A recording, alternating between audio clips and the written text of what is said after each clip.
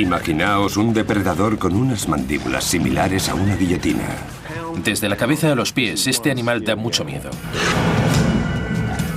El hienodonte causó estragos en las llanuras de Norteamérica durante más de 10 millones de años. Si me mordiera el brazo, sus dientes lo atravesarían como lo haría la espada de un samurái.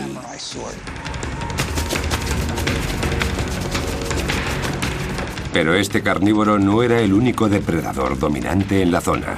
El hienodonte tenía dos enemigos mortales. Estos depredadores se encontraban inmersos en una batalla épica, a la cual solo uno de ellos sobreviviría.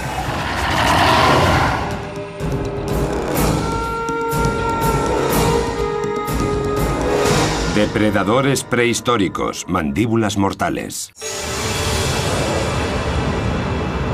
Hace 32 millones de años comenzó la época del Oligoceno. El planeta por aquel entonces distaba mucho del que conocemos hoy en día. Las temperaturas eran más altas y no había capas de hielo. La Antártida, por ejemplo, era un exuberante pinar. Pero el clima empezó a cambiar. Las temperaturas en Norteamérica descendieron abruptamente.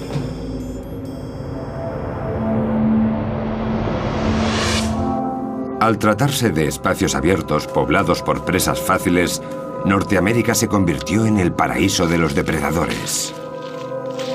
Norteamérica contaba con una fauna muy diversa. Hay quien lo compara con lo que ocurre actualmente en la sabana africana. Este gran grupo de mamíferos sería totalmente irreconocible para nosotros. Existían caballos diminutos de 90 centímetros de altura, conocidos como Mesohippus, también camellos pequeños sin jorobas o rinocerontes sin cuernos. El animal más común se parecía a una oveja y se llamaba oreodonte. Estos son fósiles de oreodonte, uno de los antecesores de las ovejas y las cabras, un animal muy sabroso. En cuestión de segundos, la tranquilidad de la pradera podía convertirse en un auténtico caos.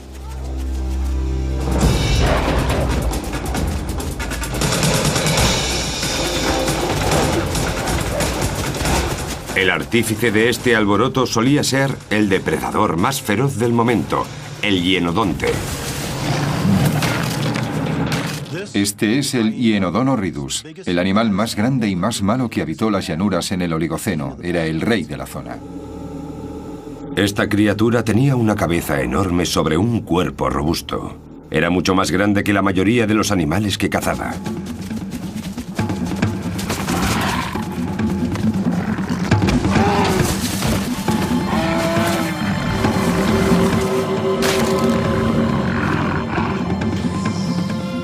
El Oligoceno era una época muy animada. Había más animales dedicados a la caza de los que hay ahora mismo en África. Entre los contrincantes del hienodonte estaban los dientes de sable llamados Dinictis.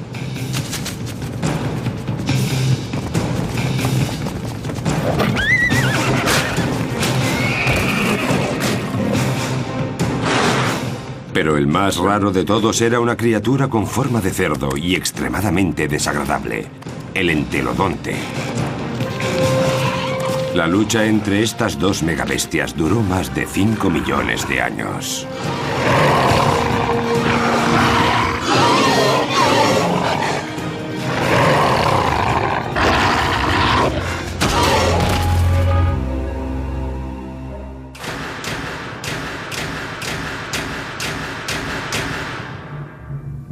Los paleontólogos están maravillados por las increíbles características del hienodonte. Pero sigue siendo todo un misterio. Se han encontrado muy pocos restos fósiles de este mamífero y su estudio es, por lo tanto, complicado. Solo existe un esqueleto completo en todo el mundo y se encuentra en el Museo de Historia Natural de la ciudad de Nueva York. Solo es posible hacerse una idea de cómo era en realidad el animal si posees un esqueleto entero para estudiarlo en detalle. El doctor Jim Mellett es un experto en hienodontes de renombre mundial. Lleva más de 30 años estudiando esta bestia. Los músculos que sostenían sus mandíbulas estaban muy desarrollados. Cuando mordía algo, sus dientes actuaban como guillotinas. No había presa que se resistiera.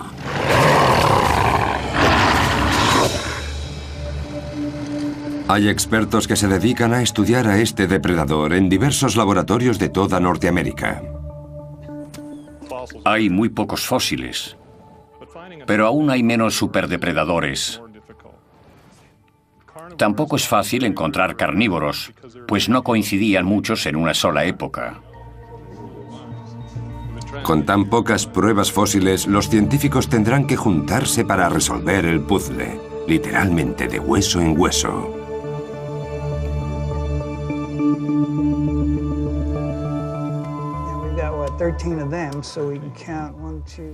Este es uno de los esqueletos más completos que tenemos, y como veis no está entero. Tampoco está muy bien conservado, pero es lo mejor que tenemos. Además, tampoco había muchos carnívoros entonces, así que podía estar en mejores condiciones, la verdad. Pero tampoco eso es habitual en zonas tan áridas. He aquí las llanuras de Dakota del Sur.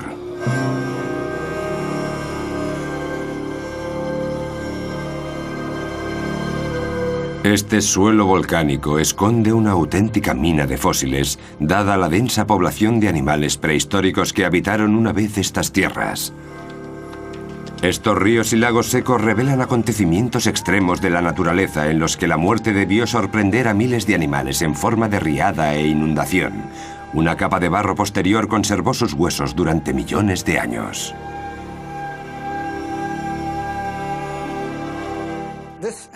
Este animal está en posición mortal. Revela que murió por sí mismo y los sedimentos lo cubrieron por completo. Los productos químicos de las aguas subterráneas se impregnaron en el hueso y lo endurecieron. Por eso se conservó durante más de 30 millones de años.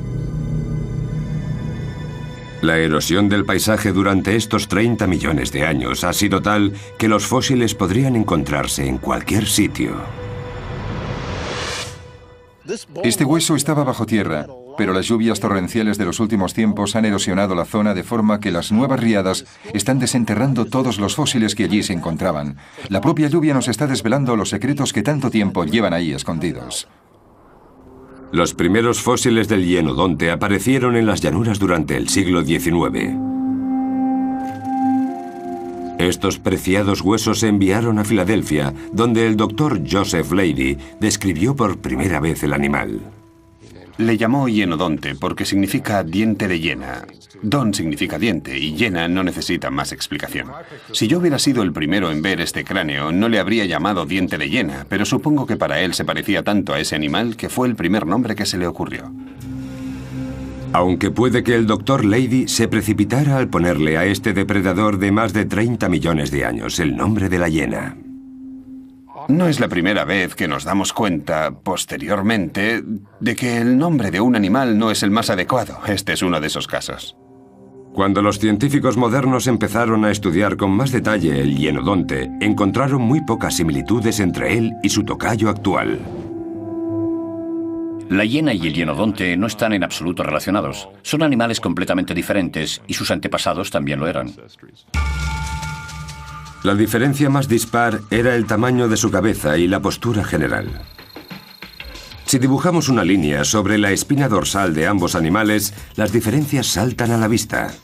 La columna de la hiena está muy inclinada, por lo que las dos patas traseras son más cortas.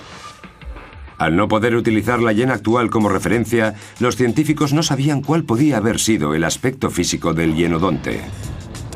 Estudiando su cráneo, vieron que la lámina ósea que se encuentra en la parte superior de la boca se extiende hacia los dientes traseros, lo que indicaba que podía haber sido un oso hormiguero o incluso una criatura marina. El otro único animal que se nos ocurre con un paladar óseo tan grande es un delfín. Este es Flipper. Esto de aquí son sus dientes. Los dientes terminan aquí y el paladar óseo continúa hacia la parte posterior de la mandíbula. Por eso algunos científicos consideraron la posibilidad de que el hienodonte fuera un animal acuático. Los paleontólogos dependen de los animales modernos para poner cara a los fósiles que encuentran bajo tierra. En este caso, tienen un problema.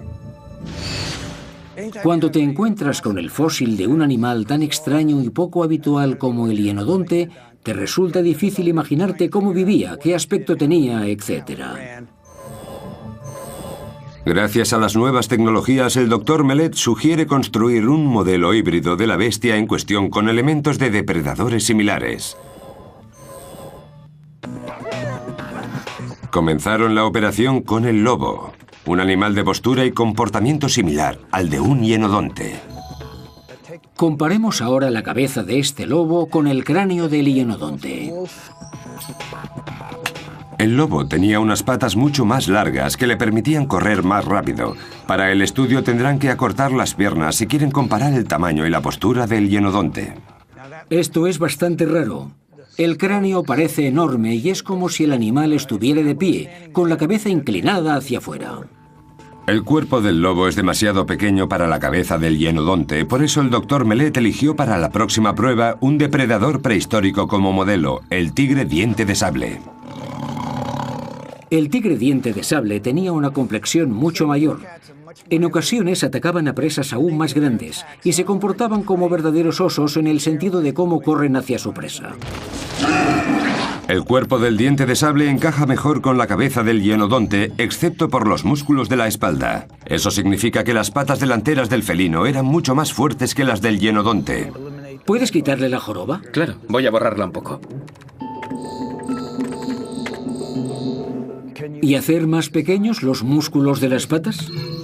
Al reducir los músculos de las patas, el modelo se parece mucho más a un hienodonte, pero queda un último detalle, la longitud de la cola. A ver si puedes alargar la cola por lo menos el doble. Ahora sí tenemos algo muy similar a nuestro bicho. Buen trabajo. El hienodonte se parecía más a un felino grande que a un lobo porque necesitaba un cuerpo robusto que sostuviera su gran cabeza. Sus patas pequeñas y musculadas le permitían acelerar en poco tiempo y cubrir distancias mucho más largas.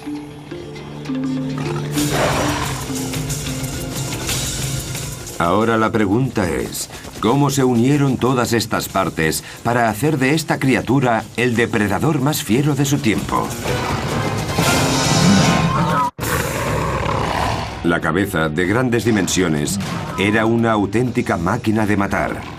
El diseño único de sus dientes y sus mandíbulas lo convirtieron en el depredador más peligroso que jamás pobló el planeta. Si este animal me pillara en el campo y me mordiera el brazo, el primer mordisco me rompería todos los huesos del brazo y a medida que cierra la boca, sus dientes lo atravesarían como lo haría la espada de un samurái. Este es un Hyenodon horridus, uno de los grandes, 38 centímetros de auténtico terror. Es uno de los cráneos más grandes que se han visto de este animal. Un cráneo grande y unos dientes enormes del tamaño de los de un oso. Además de 4 caninos mortales, la boca contenía numerosos dientes extremadamente afilados. Para que os hagáis una idea de cómo atacaba a sus presas, os diré que penséis en un pitbull con una guillotina en la boca. Esta bestia tenía 8 dientes muy afilados, 4 a cada lado de la mandíbula.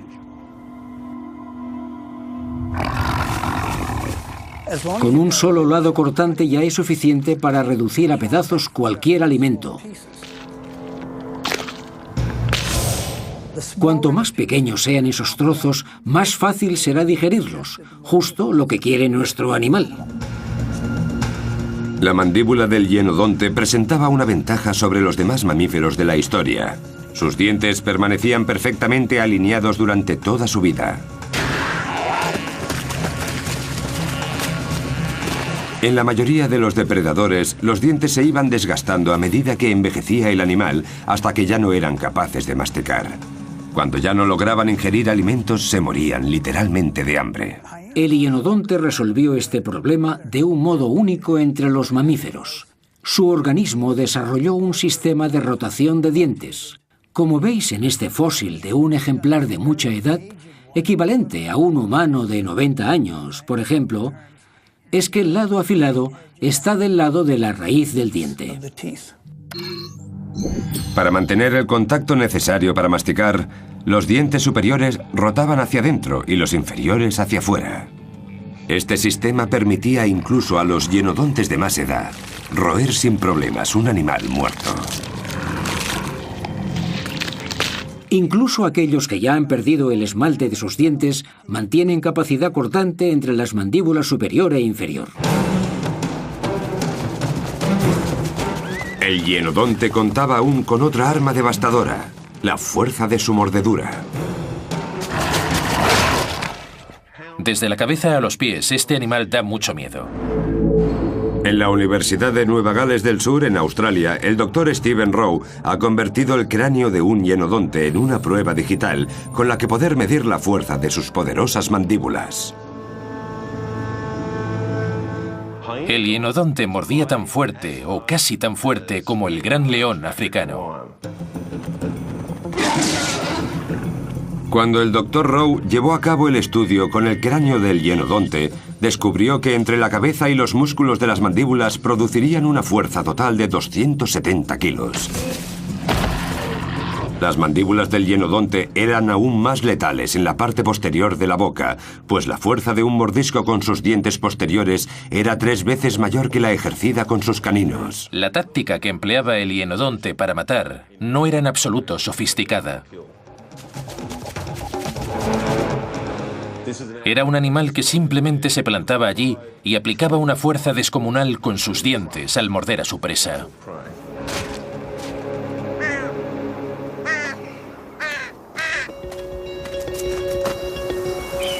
Paleontólogos como Jeff Boyce llevan muchos años buscando pruebas de la existencia de depredadores que habitaran las llanuras en el Oligoceno. Encontré esto hace unos días. Como estaba todo muy húmedo y parecía muy frágil, no me atrevía a extraerlo. Así que voy a intentarlo ahora. Boyce tiene ahora pruebas del feroz ataque de un hienodonte en donde nunca antes había mirado nadie. Heces de animal, también conocidas como coprolitos. Esto que veis son coprolitos, heces fosilizadas. Y todas ellas pertenecen a carnívoros, algo que sabemos gracias a su alto contenido en calcio. En el interior de los coprolitos, Boyce ha encontrado restos del cráneo aplastado, digerido y expulsado de un caballo.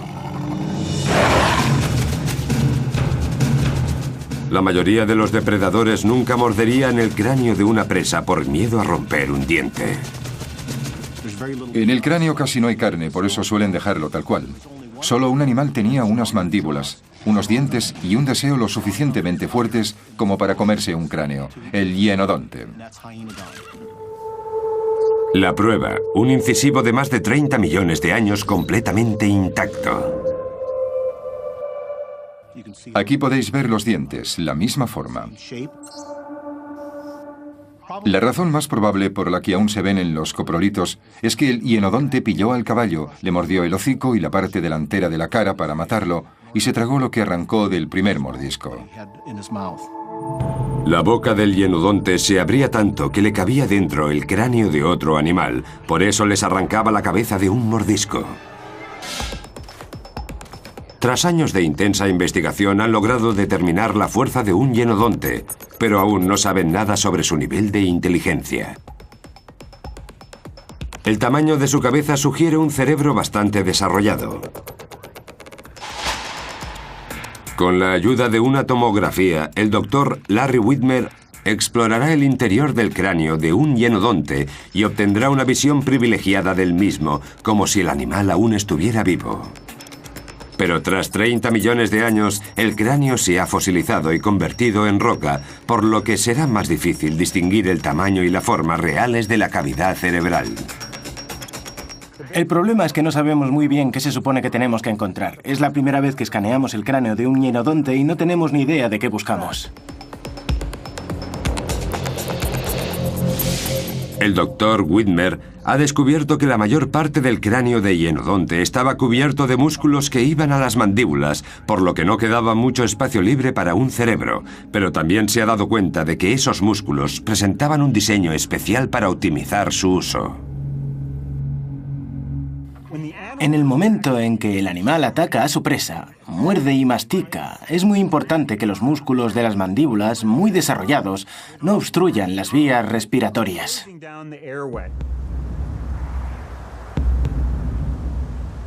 Para comer y respirar al mismo tiempo, el hienodonte desarrolló un tubo nasal increíblemente largo.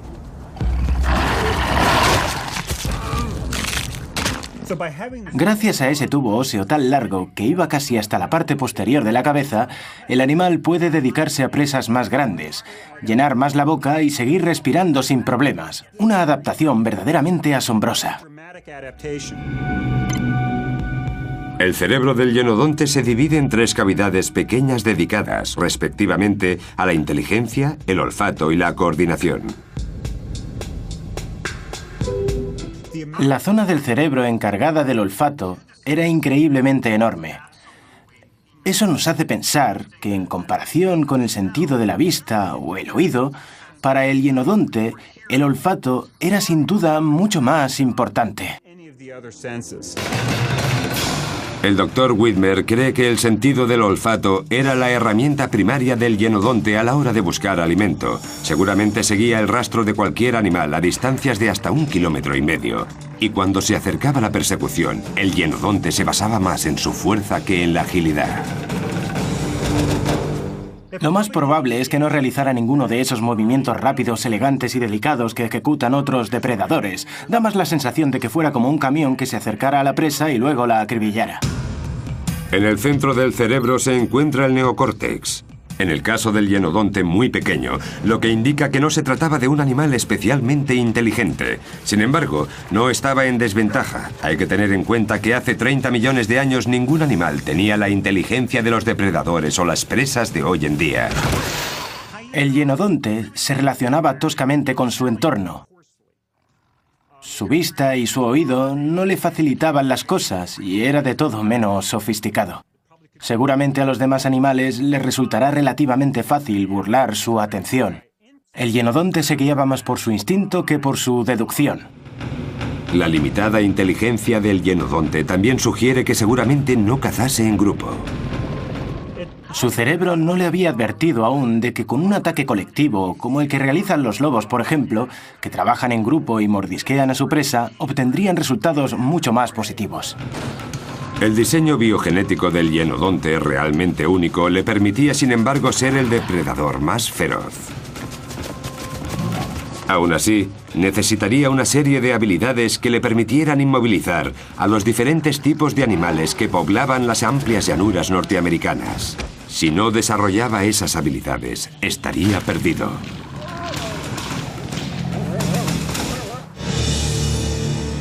Hace 30 millones de años, las praderas de Norteamérica eran como un supermercado bien surtido para carnívoros como el hienodonte. Pero el paisaje mudó y se convirtió en campo abierto. Como consecuencia, los depredadores que dependían de las emboscadas a sus presas, como el hienodonte, tuvieron que adaptar sus estrategias de caza a la nueva situación. Había un lugar en el que sus mandíbulas podrían acercarse lo suficiente para sorprender a sus presas satisfactoriamente: los recursos hídricos. En las tierras áridas de Dakota del Sur, los paleontólogos descubrieron un antiguo lago que funcionaba como local de comida rápida para depredadores como el hienodonte. Desde el año 1993, hemos encontrado aproximadamente entre 8 y 10.000 huesos, un número asombroso para una cantera de este tamaño.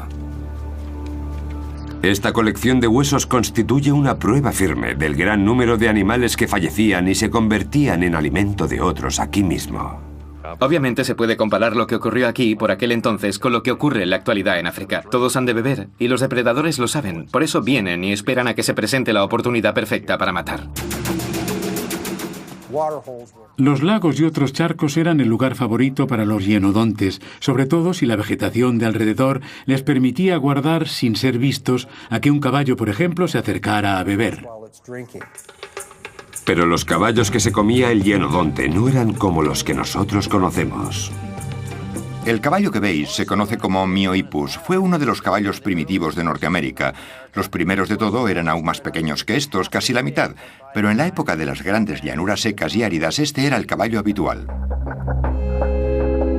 El Mesohippus medía un tercio de lo que mide un caballo actual, pero corría igual de rápido. Un animal como este caballo Mesohippus o Miohippus no podía defenderse ante un depredador. Su única escapatoria era ser más rápido corriendo y saltar más alto durante la huida.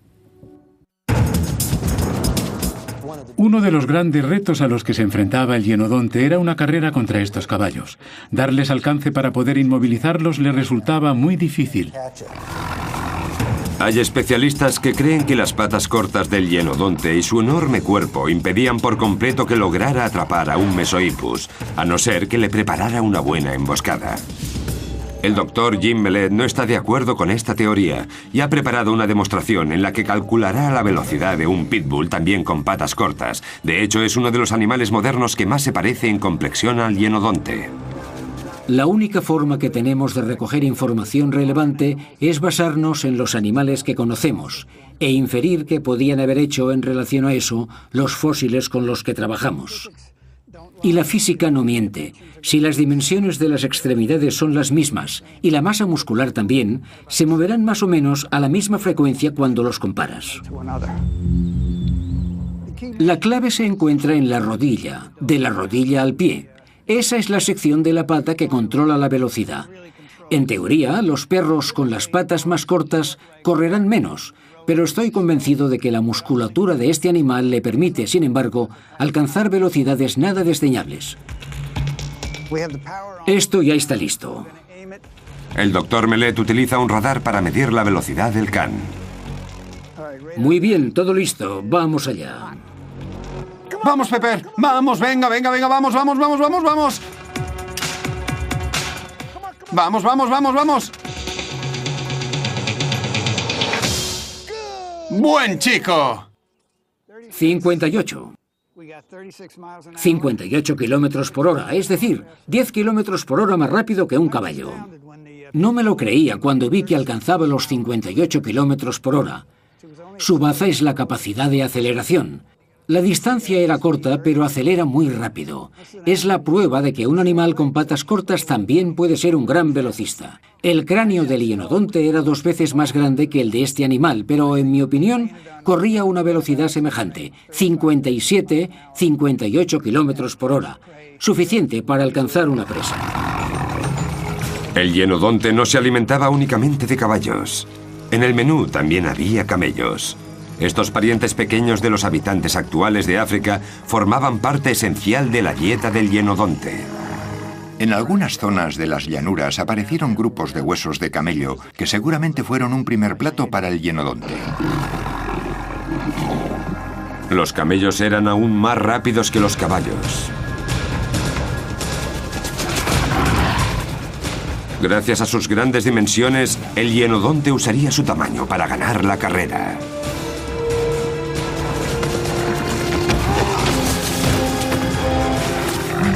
No creo que le resultara difícil al hienodonte ponérsele en paralelo y lanzarse a por él.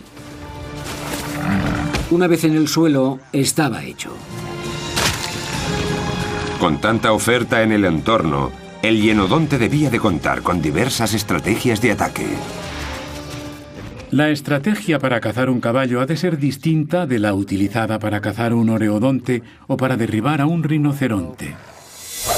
El rinoceronte que no tenía cuerno era la criatura más grande con la que se metía el hienodonte y también su mayor reto. En general, la mayoría de los rinocerontes de Norteamérica estaban entre los animales más grandes del terreno y es muy poco probable que los depredadores tuviesen alguna oportunidad contra ellos. El rinoceronte suponía un reto para el hienodonte, pero el tamaño de este último no era en este caso una garantía de éxito. Tendría que ponerse a su altura antes de dar comienzo a la persecución. El hienodonte intentaría acercársele lo suficiente para morderle una pata trasera con sus mandíbulas mortales e impedir que siguiera escapando. Pero tenían que tener cuidado de no recibir una buena coz. Si le alcanzara en un costado, donde la piel es mucho más fina, podría sangrar y debilitarse. En cuanto el hienodonte hincaba el diente, todo cambiaba. Él se convertía en el blanco de otros. El entelodonte estaría al acecho, a la espera de una comida gratis. Un animal de 270 kilos, con dientes enormes, al que los expertos llamaron el cerdo del infierno. Si fuerais un animal que vive en el campo y os encontrarais con una de estas dos bestias, seguro que escapabais en otra dirección. El hienodonte tenía lo que el entelodonte quería, y ninguno de los dos estaba dispuesto a compartir. Matar era muy fácil para el hienodonte. Gracias a sus excepcionales habilidades, este depredador de dientes afilados podía capturar al animal que quisiera. Quedarse con su presa ya era otra cosa. El hienodonte no iba a ceder ante el agresor sin antes luchar por su captura. Él tuvo que esforzarse mucho para cazarlo. Él se la quiere comer. El Archaeopteryx era un cerdo primitivo carroñero y existen pruebas fósiles de que vivió en Dakota del Sur y de que sentía predilección por la carne de rinoceronte. Por eso el hienodonte corría peligro cuando mataba a uno. El entelodonte tenía la habilidad de oler el cadáver del rinoceronte gracias a un sentido del olfato excepcionalmente desarrollado. Imaginaos que el hienodonte ha cazado algo para comer y el Archaeopteryx lo huele y se acerca a robar la presa muerta. Obviamente, el hienodonte luchará para proteger su comida. El gorrino suponía una amenaza real porque solo su cráneo pesaba 22 kilos. Era una lucha cuerpo a cuerpo. El entelodonte tenía ventaja.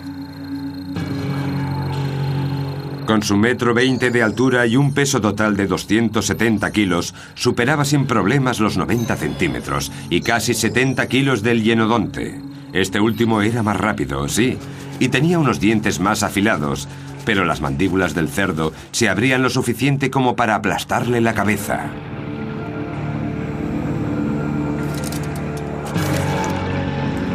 El doctor Mellet encontró restos fósiles de un hueso roto de columna perteneciente a un hienodonte, que seguramente procedía de una batalla perdida contra un entelodonte. Rompió justo por aquí y la zona del hombro, el omóplato, ha mermado un 30%. El doctor Mellet cree que solo un animal podría infligir tanto daño a un hienodonte.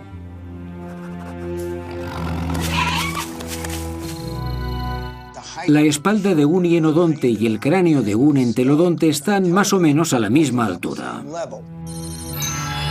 Estas pruebas nos dan una idea de cómo podía haberse desarrollado una batalla campal entre dos de los depredadores más feroces de la historia. El hienodonte tenía que ser muy rápido para mantenerse lejos de las mandíbulas de un Archaeopteryx. Si este último lo enganchaba con sus fauces, estaba perdido.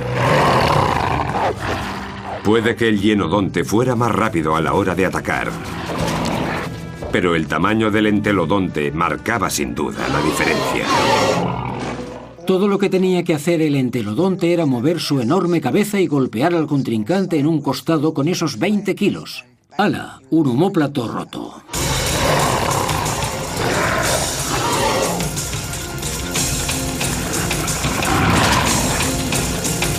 En semejante lucha, el hienodonte apenas escapaba con vida. Si solo le rompía el omóplato, podía seguir viviendo, pero físicamente muy discapacitado. Ambos científicos están de acuerdo en el hecho de que el hienodonte no disponía de las herramientas necesarias para mantener a raya a un entelodonte adulto hambriento. Sin embargo, hay pruebas fósiles de que no tenía miedo de los más pequeños. Cuando el entelodonte aún era una cría, el hienodonte podía agarrarlo por el hocico. Aquí podemos ver una cicatriz que ha quedado marcada en el hueso. En el otro lado hay otra, mandíbula superior aquí, mandíbula inferior detrás. Mordía al antelodonte en el hocico y lo zarandeaba, pero no lo mataba. Dado que el cráneo que tiene Boyce es de un adulto, es de suponer que el joven entelodonte sobrevivió a un ataque brutal. Hay muy pocos fósiles que den fe de estos violentos encuentros. Cada vez que los paleontólogos encuentran un hueso dañado por un depredador, se abre ante ellos una nueva ventana hacia un mundo cruel. En 2006, el doctor John Hogganson abrió una investigación para esclarecer la muerte de un Dinictis, un felino diente de sable primitivo. La prueba principal del caso era un cráneo de 30 millones de años. Había marcas de algo punzante sobre el cráneo, y decidimos investigar qué animal podría haber herido de esta manera al felino. ¿Qué otro depredador lo tenía en su lista de presas? El Dinictis era un depredador peligroso con el que nadie quería tener problemas. Sus largos dientes de sable rajaban sin pudor la garganta de sus presas.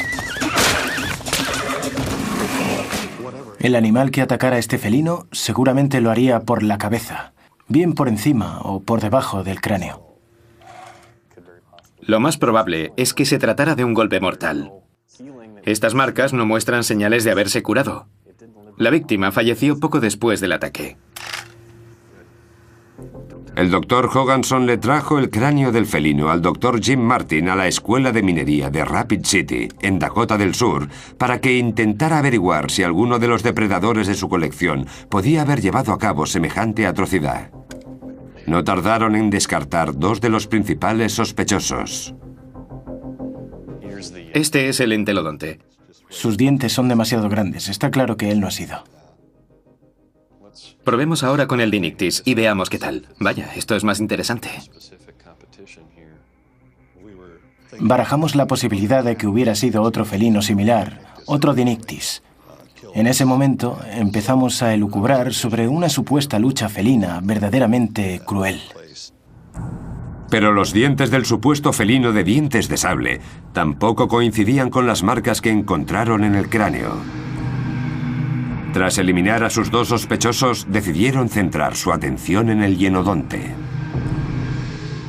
No cabe duda de que estos dientes de hienodonte sí coinciden con las marcas. Las tres marcas de heridas punzantes se alineaban al igual que los dientes de hienodonte. De alguna manera, el superdepredador consiguió vencer al felino. Tuvo que tratarse de un ataque sorpresa. Probablemente el hienodonte sorprendió al felino.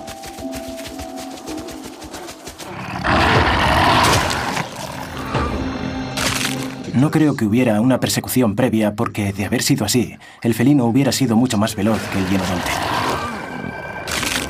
Lo más seguro es que el hienodonte se acercara y lo mordiera en la cabeza, penetrando en el cráneo y en las cuencas de los ojos. Un golpe mortal. Posteriormente se habría movido y habría vuelto a morder al animal. Las pruebas fósiles muestran que el hienodonte fue uno de los depredadores más feroces durante más de 20 millones de años. Pero cuando comenzó la época del Mioceno, hace unos 22 millones de años, llegó un nuevo contrincante, el oso perro. Este híbrido feroz, del tamaño de un león, compitió contra el hienodonte por el puesto de superdepredador de Norteamérica.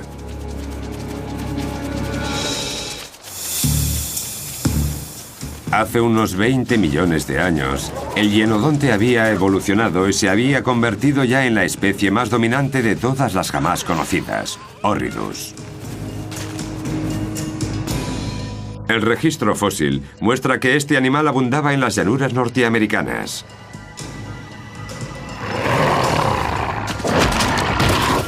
Pero la vida en el Mioceno se hizo cada vez más difícil para el monstruo de la guillotina en la boca. Diversos factores propiciaron su desaparición, entre ellos el cambio climático. Cuando hablamos de la extinción del hienodonte, el planeta estaba inmerso en varios cambios. Hace 20 millones de años, los matorrales frondosos y los bosques espesos dieron paso a un campo abierto y simples pastos. Las temperaturas descendían y la vegetación escaseaba, con lo que ya no era tan fácil esconderse y acechar posibles presas.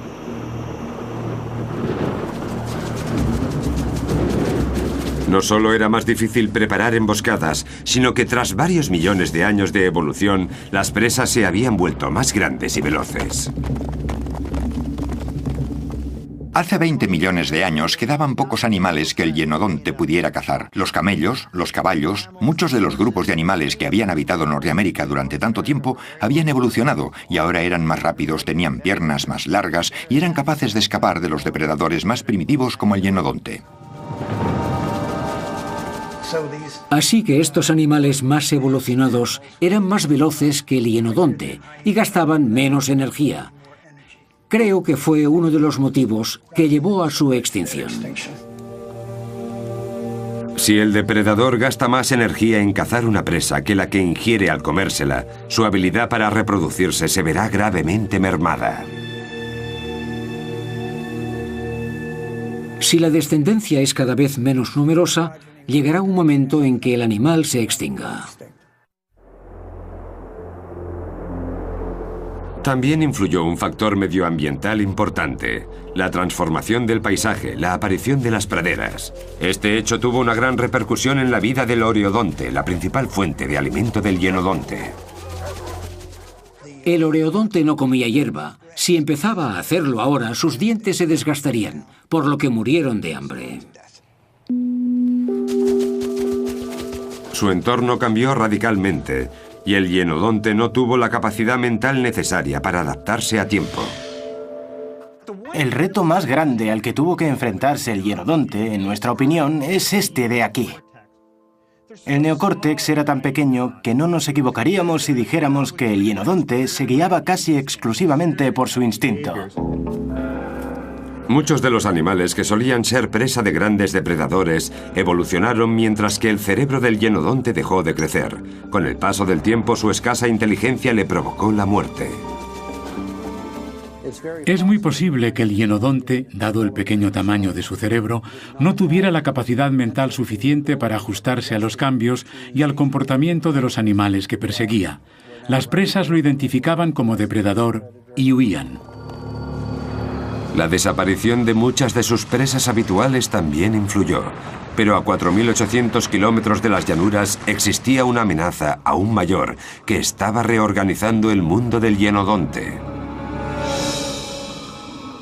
Por primera vez desde los dinosaurios, empezaron a formarse capas de hielo polares.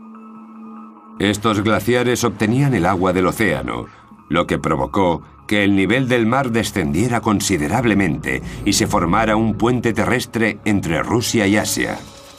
Fue precisamente por ahí, por donde entraron los osos perro asiáticos que invadieron Norteamérica. Creemos que cruzaron a pie el estrecho de Bering, que no era muy grande por aquel entonces. Seguramente los animales atravesaron Siberia sin problemas, cruzaron el estrecho, bajaron por Canadá y se esparcieron por toda Norteamérica. Los osos perro eran extremadamente peligrosos. Tenían el tamaño de un oso y la velocidad y agilidad de un lobo. Tengo la impresión de que tenía que dar mucho miedo encontrarse de frente con uno de esos animales. Tenían unos caninos impresionantemente largos, más que los de cualquier otro depredador, excepto los dientes de sable. El hienodonte no tenía muchas opciones cuando debía defender su alimento frente a un oso perro de aquellos.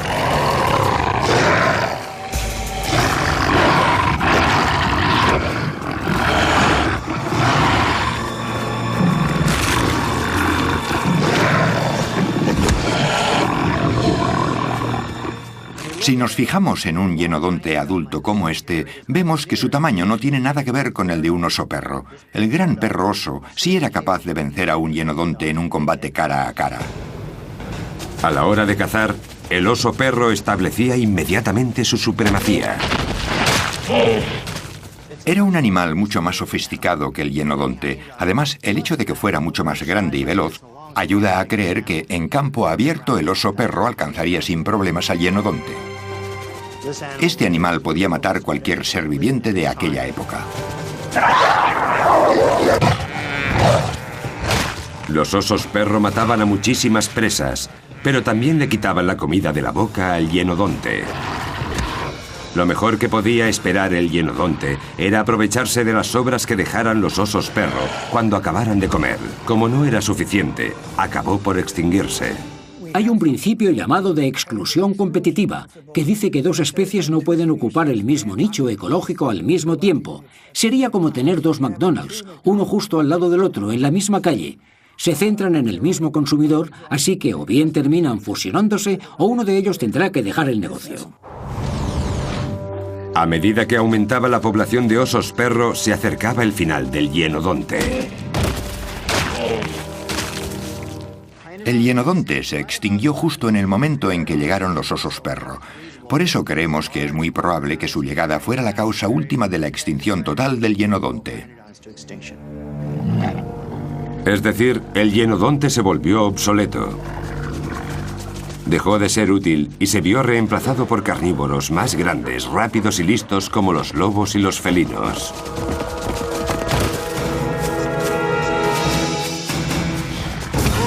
La mayoría de mamíferos no duran más de 5 millones de años.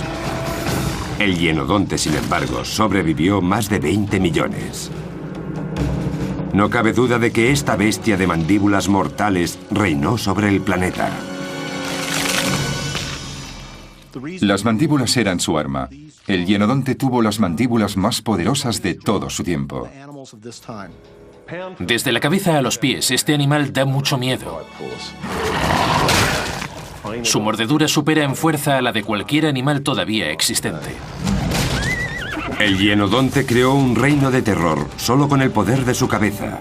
Dominó con la ayuda de un arma mortal que despachaba cualquier presa en cuestión de segundos.